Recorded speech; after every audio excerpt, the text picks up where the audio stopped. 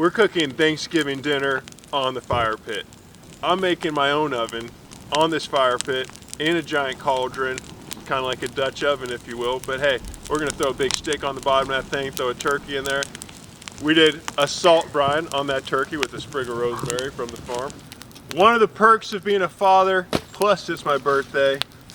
Harrison, will you please go grab that cauldron that we're gonna cook the turkey in from the barn and bring it over here?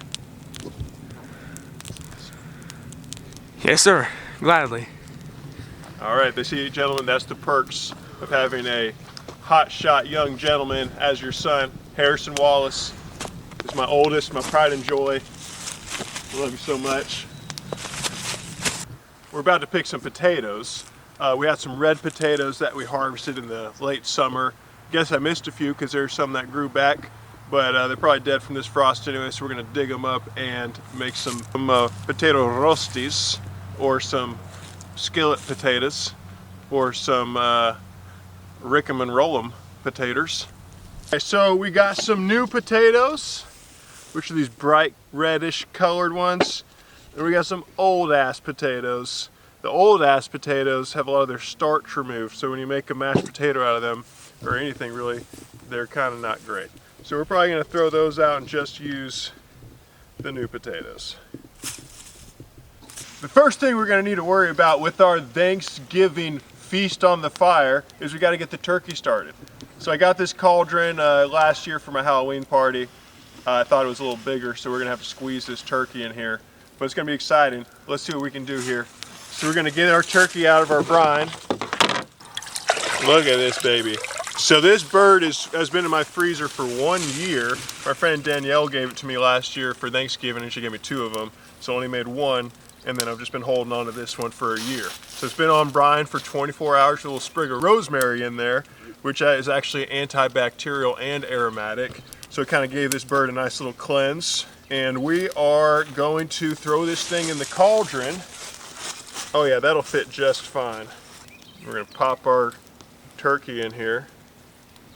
All right, we got our turkey in there. I put it with the breast side up just in case it gets burned up on the bottom. We get a kind of a roasted breast on top. We don't have any salt, so we got some salted butter here. We're gonna drop this in. A bunch of oregano in there that we grew at the farm here. This is available at our-apothecary.com with shipping nationwide. It's $17.99 for one of these big 16 ounce jars. We're gonna put a bunch of oregano in there. We have our African blue basil, which we're also gonna be putting in there.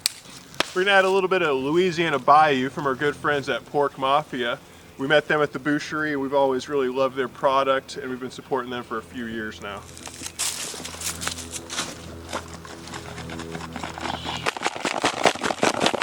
Maybe a bit of olive oil on top. We're just winging it. Give it a nice little season on top there. Let's slide a little bit of water in there too. So I'm afraid it's gonna burn up too quick. So we're gonna put some water in there. We're gonna cook this baby for a few hours on them coals. All right, then we're gonna put the lid on, put it in the fire.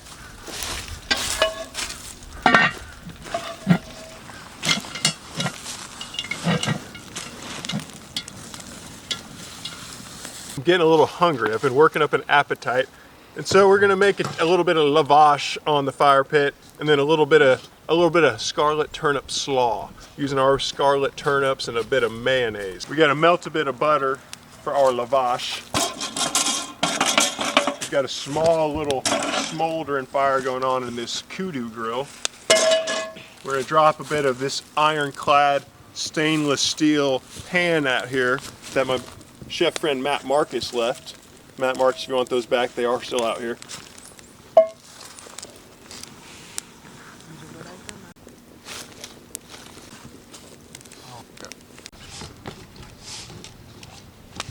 So it's an unleavened cracker, and you don't want it to be too moist. Just say a touch of flour, and we'll be good.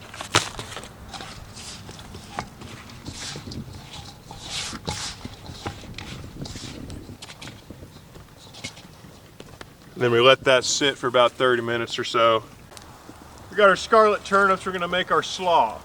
We've got a little box grater here. It's a real piece of shit, but it's wabi-sabi, the Japanese aesthetic of appreciating the worn things in our life. Kind of like my patience sometimes. Just kidding. We're grating the scarlet turnip. It's white on the inside. And we are making slaw, ladies and gentlemen.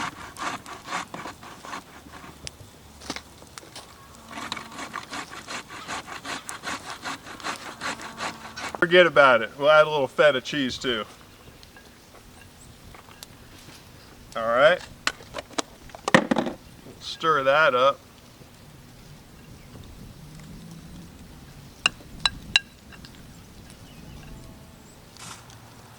All right, we've got it nice and tossed up now. Let's give it a shot. Fire. It's been about 35 minutes since you put this turkey on. The curiosity is getting the best of me. I just want to check inside, see how we're looking. Oh my God. We're gonna flip that sheet tray upside down on the fire and just throw this lavash right on top of it. So we're getting ready to roll out our lavash dough. We got our sheet tray here. We're just gonna put a little butter on the back side of this thing. Then we're gonna take a little section of our dough, a little flour down. I got my little impromptu rolling pin right here, which is in fact one of those bar tools that you use to smash and muddle mints and things of that nature. You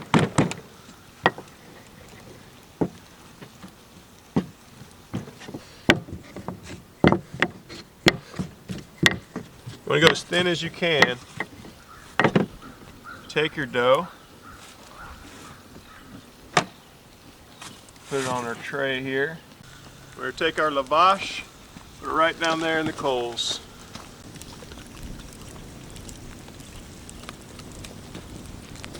I'm going to do something brave. I think we could get away without flipping it, but I kind of want to flip it. So let's see what happens.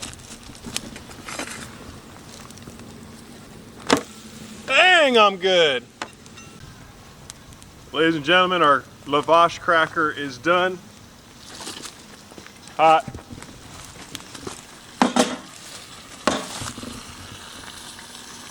We just put the turkey back on the main fire, and I'm just kicking some coals underneath it now. We'll see how it is.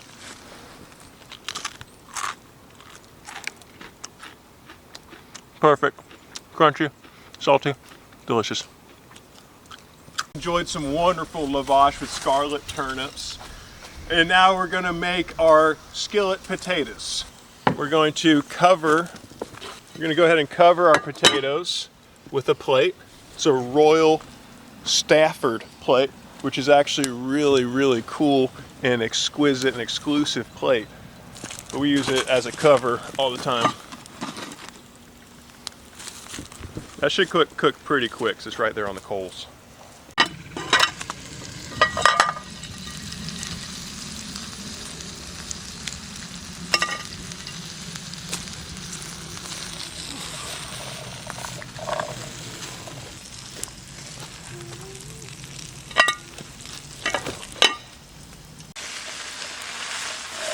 Potatoes are starting to crisp up nice, hot as a dingle.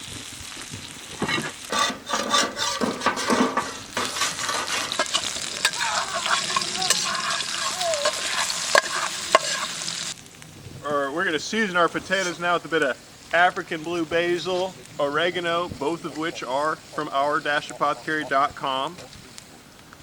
And then for a little bit of salt and some more flavor, we're going to put a little Louisiana Bayou on this one as well. Like I said before, we ran out of salt making that brine, so we're just getting creative today. And we need something green. It's hard to mess this up because it's so freaking good. We bit of olive oil, some oregano, and these dadgum kids, they've been begging me, put in some Old Bay, Dad, put it in the Old Bay. So we're gonna do a little Old Bay on the cabbage. We gotta find our salt somewhere. Speaking of salt, let's throw in a little bit of butter. Hell. All right, we got one more cabbage here. Like that. like that. We got some new coals now. And that'll be done in just a minute. Let's see if we can get this turkey out of here so we can carve it up. Holy shnikes.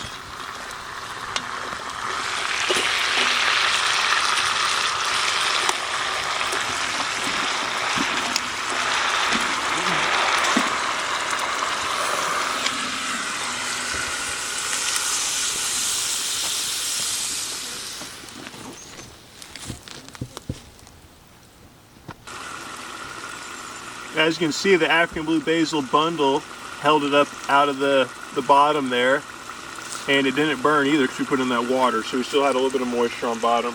I'm not going to scrape that for gravy though. The cabbage has to be done now. It's been about 5 minutes. This stuff's great, just raw anyway, so we're just giving it a little touch of heat. Alrighty, we're going to serve this up. Wee bit of cabbage for everyone's plate. A wee bit of potatoes.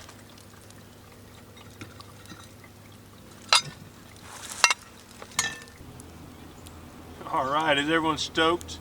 Let's have our Thanksgiving meal that we cooked all in the fire pit. We made a roasted turkey, some cabbage, and some skillet potatoes. I think it's going to be fantastic, and I cannot wait to dig in with me and my boys on my birthday's today, so it's birthday meal / Thanksgiving celebration 2024. Let's give it up. Let's give it to the gods. Let's have a great year. Amen, brother.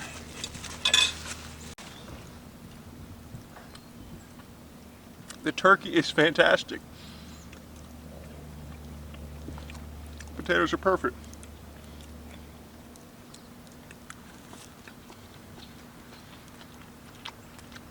Cabbage is crunchy.